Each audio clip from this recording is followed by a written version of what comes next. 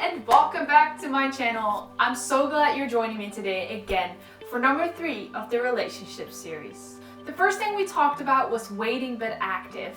The second time, the last video, was God is bae, and it was all about how God should be your number 1 priority and your spouse and everything else follows after that. Today we're going to talk about something that has to do with the waiting but active video. We're going to talk about how you can be present but praying.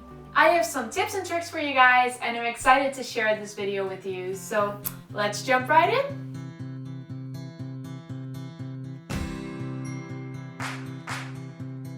In the first video, I shared how you can be waiting but active. Actively going after God, actively figuring out your identity, and just having a real close relationship with God. This is so beautiful that single people actually have a lot more time with God because they have undivided time. And that's what I said in my last video. So today we're going to talk about how you can be active in your waiting season, but by praying. The saying goes, pray together, stay together.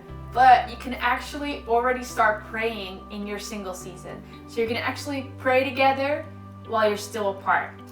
You are a whole person. You're not half a person while you're waiting for your future spouse. Life does not begin when you get married. Life is right here, right now. Life is already happening. So if you haven't noticed yet, there you go. Just like I shared that putting God on number 1 right now will help you when you are in a relationship to put Him on number 1 in your relationship. So is it with the habit of prayer. Right now in your single season, you have enough time to actually figure out, hey, what is it? What is prayer and how do I do it? And what can I pray for? So one of those things is that you can start praying for your future spouse now that you're still apart. You might want to pray together, stay together one day, like pray together, and that will be awesome.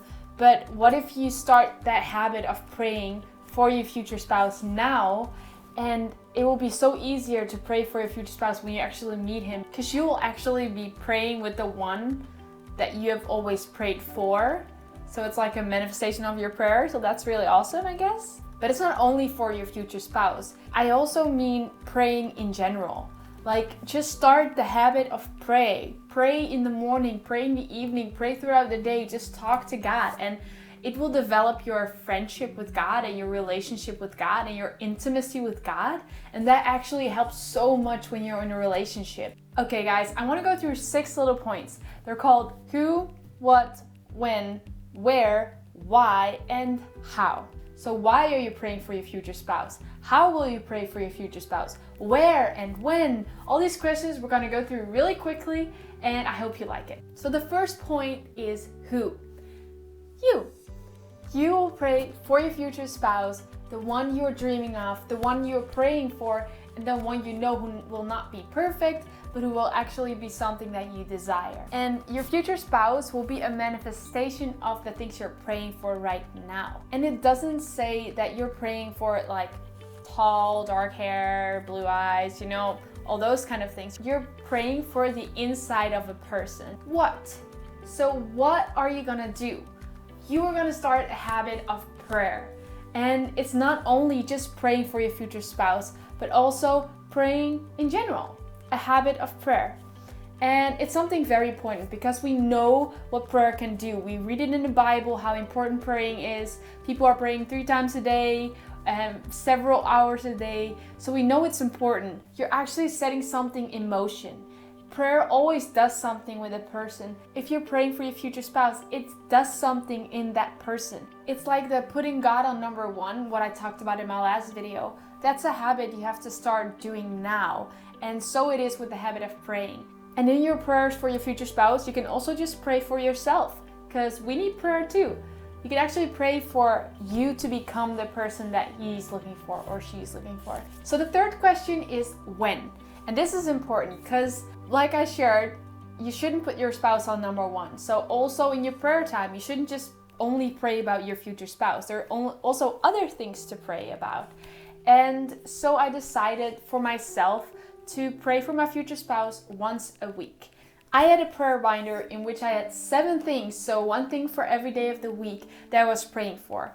I was praying for school, I was praying for work, I was praying for my family, my friends, my future husband, my church, and my country. So I was praying for 7 things, but all spread out through the week. So every day I will be praying for something else. That's just a little thing, a little tip, but you don't have to use that, but just don't make your future spouse every day of the week. It's also important to pray about other things. With the present but praying, I mean that you actually have to be present in what you already have. So you're praying for something that's in your future, for your future spouse, but you should actually be focusing on what you have around you right now. There's also love around you right now, and I'm actually finding this out myself, that I have so many people around me who love me and who are giving me love, and sometimes we long so much about the love that we get from that special person, but we don't really see the love that we already have around us, by family, by friends, in our church, at our work. There's so many people, and we have the privilege to actually spend time with them a lot because we don't have that other person to worry about yet, and we do want to worry about that person one day. But today, just be present, just see the love around you, and notice, this is a big thing for me too, just notice the love of God for you.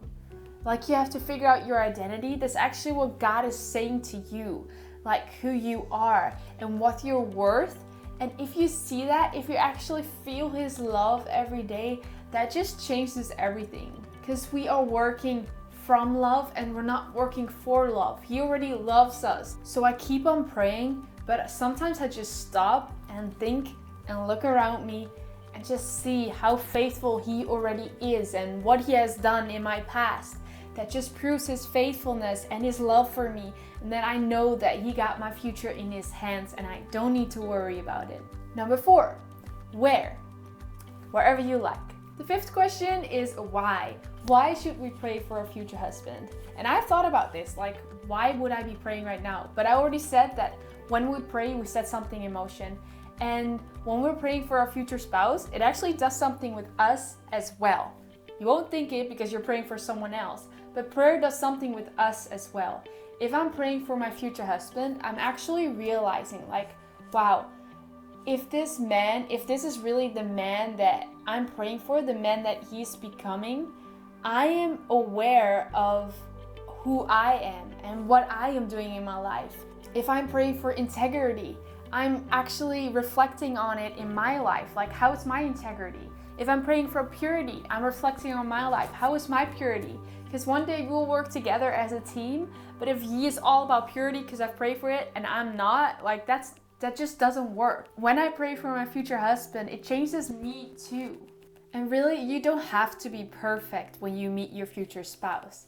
We're all imperfect people and we will never be perfect like God is, but He does want to help us grow.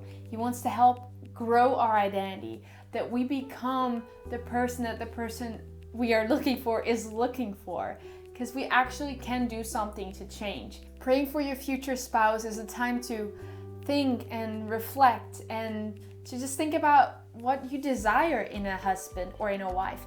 And that's just so important, that we actually know what we're looking for, that we're not settling, but that we are not thinking we have to find this perfect being, but that we find this balance. And I find this in my prayer time. I find what I desire, and then I put it in God's hands again, and I'm like, God, I trust you. I trust you completely.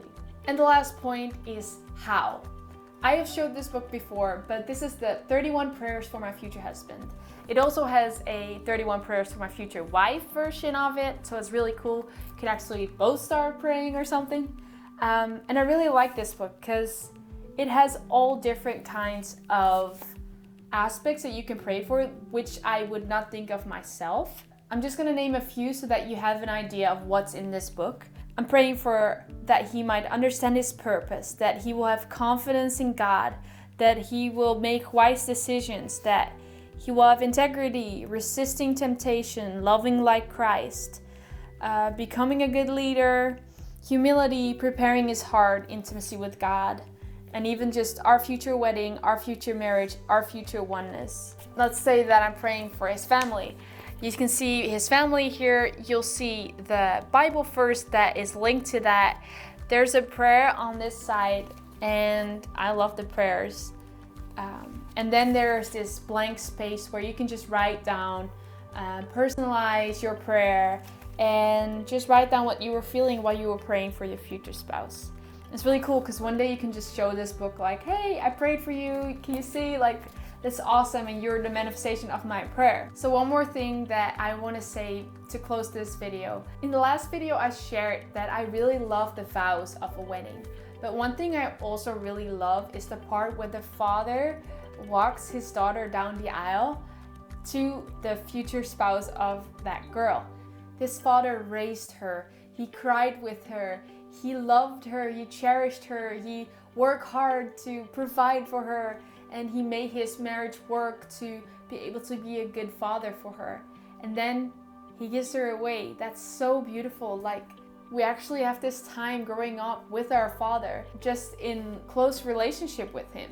And then one day he will give us away to another person, but that doesn't say he's not our father anymore. He's still our father, but we will have less time for our father, and we focus on our marriage as well. Nothing is worse than a father having to give his daughter away to someone that he knows is not right for her. So that's how God really wants us to think about, like, what do we want? What kind of spouse do we want? And if we are a girl, would our father want to give us away to that guy? And would he trust us that he will take care of us, that he will provide for us? So just dream with your father and trust him that daddy really knows best. So be expectant and pray for your future spouse, but also just enjoy the time you're in right now. Because today will never happen again. You only live once, and then for eternity. And it's really important just to stay focused in where you are as well. You can be longing for the future, but that will not bring you anywhere. Just be present today and just be excited for the future. So that was the video for today. I hope you enjoyed it. Don't forget to subscribe and like this video, and put on the bell if you want to know when I'm posting a new video. And I hope to see you next week. Bye!